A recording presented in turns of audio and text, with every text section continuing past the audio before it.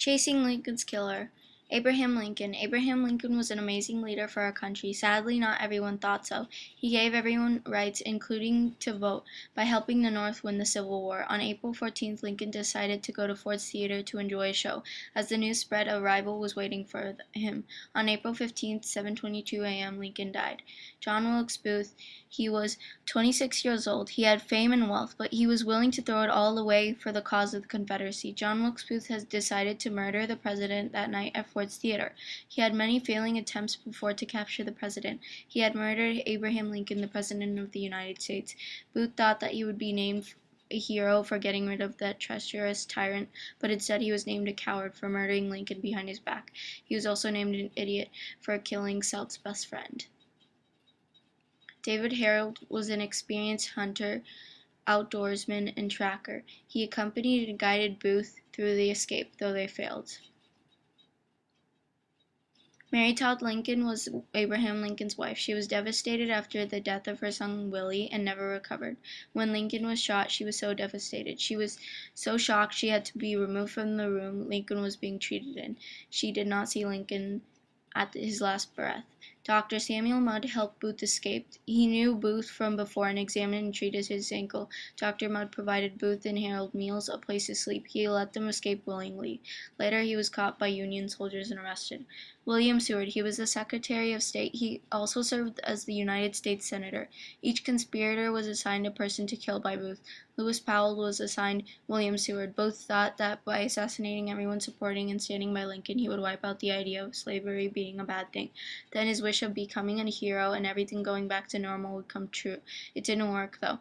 After Lewis Powell tricked Seward's servant into letting him inside by the illusion of him delivering medicine, he violently attacked Seward, Fanny, Seward's daughter, Seward's son, and Seward's servant. Luckily, Seward survived the attack.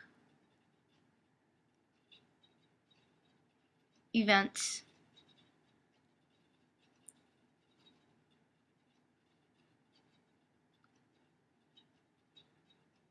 On April 14th, tragic events occurred.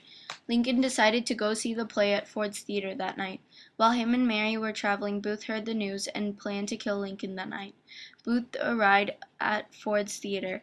Booth came in through the back and shot Lincoln. He then hopped off the back of the stage, injured his ankle, and escaped on his horse. Many bystanders thought this was still part of the show. Booth rode off with Harold by his side and started making his way to the South. He needed a doctor for his severely injured foot. Back at the theater, Lincoln moved to the Peterson house. Many doctors tried to treat him, but his wound was mortal. Lincoln died on April 15, 7:22 a.m. Booth arrived at Mudd's farm. Mudd allowed Booth to stay for the night. He did not know what Booth had done, but when he knew what they did, he made Booth and Harold leave immediately. He did not report it. When this was going on, another conspirator, Lewis Powell, arrived at William Seward's house pretending to deliver medicine. He attacked everyone in the house and escaped. Booth was in the forest with Harold, hiding. The Union soldiers were close. They killed their horses to cover their tracks. Then they arrived at the home of Mrs. Quisenberry, another conspirator. She refused to help them. Lastly, they arrived at the Garrett farm. They took care of them, not knowing who they actually were. Later, they got suspicious and locked them in the farm for the night. Union soldiers were close and rounded up the farm. Harold surrendered. Booth wanted to fight his way out from the weapons he got from the Mary Surratt Tavern. The soldiers set fire to the farm. They wanted Booth to recover when a soldier shot him. He died there. They hung most of Booth's conspirators.